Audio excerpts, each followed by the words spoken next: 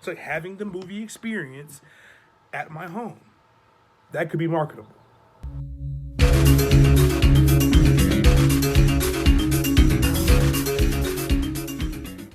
Okay, so a couple of months ago, right around when lockdown started, uh, Trolls World Tour was getting released on streaming, and it was just weird for everybody because everybody is used to featured movies, like big time movies, silver screen movies, going in silver screen, then going to streaming and whatnot, right?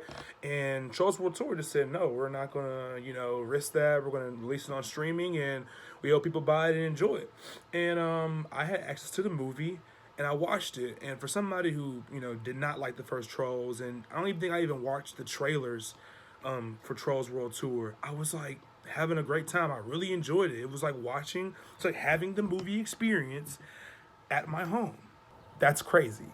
So, naturally, when Scoob, and I already watched the trailers for Scoob, I was hyped for Scoob. When Scoob got released on streaming, like on digital, I was like, we have to get it. I told my brother, I was like, I'm gonna buy it. We'll get some popcorn, we'll get some gummies, we'll do our typical movie thing. I got my room all set up and whatnot.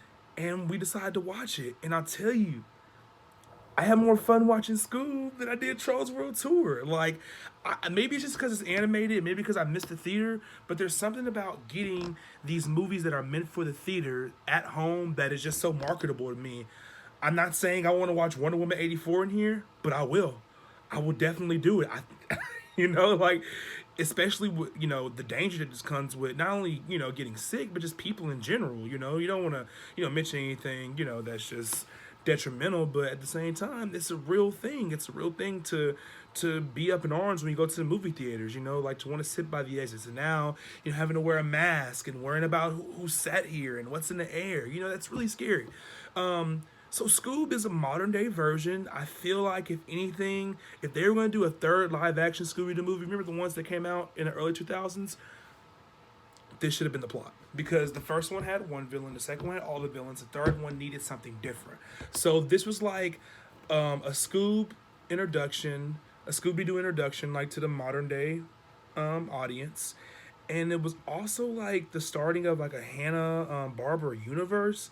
And I'm not too familiar with all her properties, but obviously I watched a lot of Boomerang coming up, so like I was like, oh yeah, I know this, I know that, I know who that is, none of that is. Okay, I know who the Hex Girls are. I'm not stupid, you know what I mean? So, I thought it was pretty upbeat and pretty good. It was very engaging. It's a lot of modern movie. It's a lot of those typical we want you like this movie kind of song choices, but at the same time they were all very good song choices.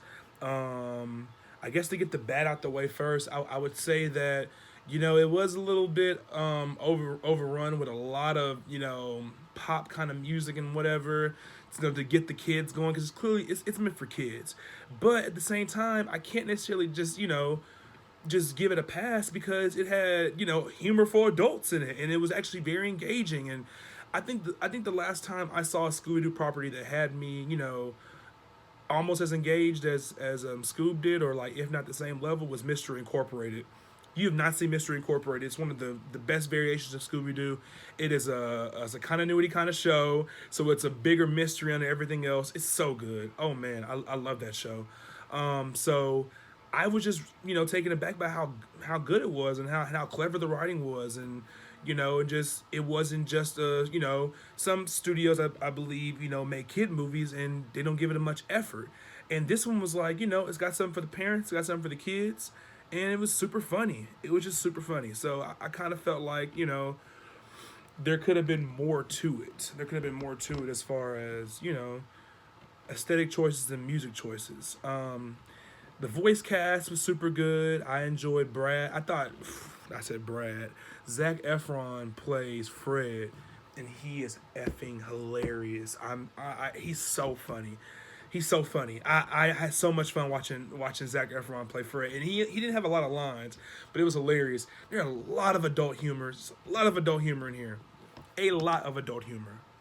Seriously, like you'd be surprised the kind of jokes they get away with in this movie. But it is PG. They take advantage of that PG rating. It's not rated G, so they can take it there, especially in 2020. I thought that the incorporation of Falcon Fury into the movie was actually super exciting. I thought it was going to make it kind of a clusterfuck, but it actually added to it, and there was something really interesting going on with Falcon Fury. You have to see when you're watching the movie.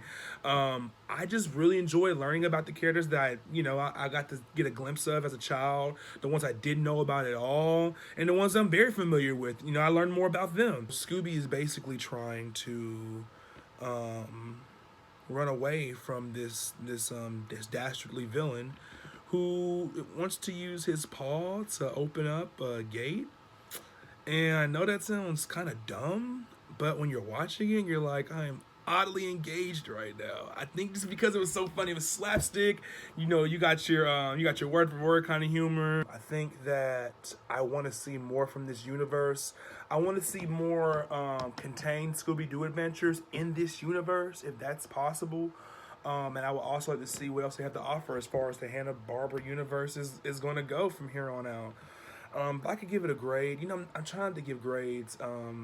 Yeah, I'm not going to give it a grade. I'm just going to say that I've really enjoyed myself. It's a good watch. I'd say if you're going to get it, go ahead and just buy it. It's been an extra $5 to buy it. I know you're saying, oh, well, $25. Well, that's the same as you're going to spend on 2 movie tickets. You know what I mean? Unless you go to movies by yourself, which then again, it's pretty much about the same price as well. It's so expensive to go. So I really want to see more from this universe. Don't get bothered by Will Forte playing Shaggy. I know everybody wants Matthew Lillard in the original cast, but this new cast was not bad. It was actually revamped. It was diverse. At least for what they could try to do is diverse.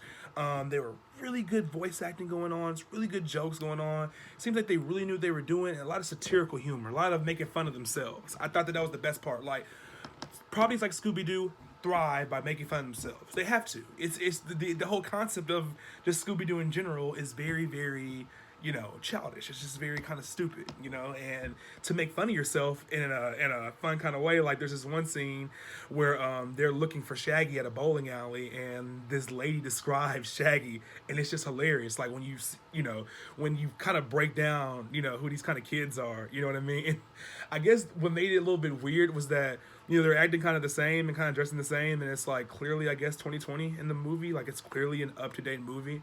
So that's the only thing that kind of confused me. But other than that, I had a good time. You guys should watch it as well. So did you guys like Scoob? Let me know what you thought about it down below. Who is your favorite character, your favorite scene, or your favorite joke? God, let me know down below. All right, y'all.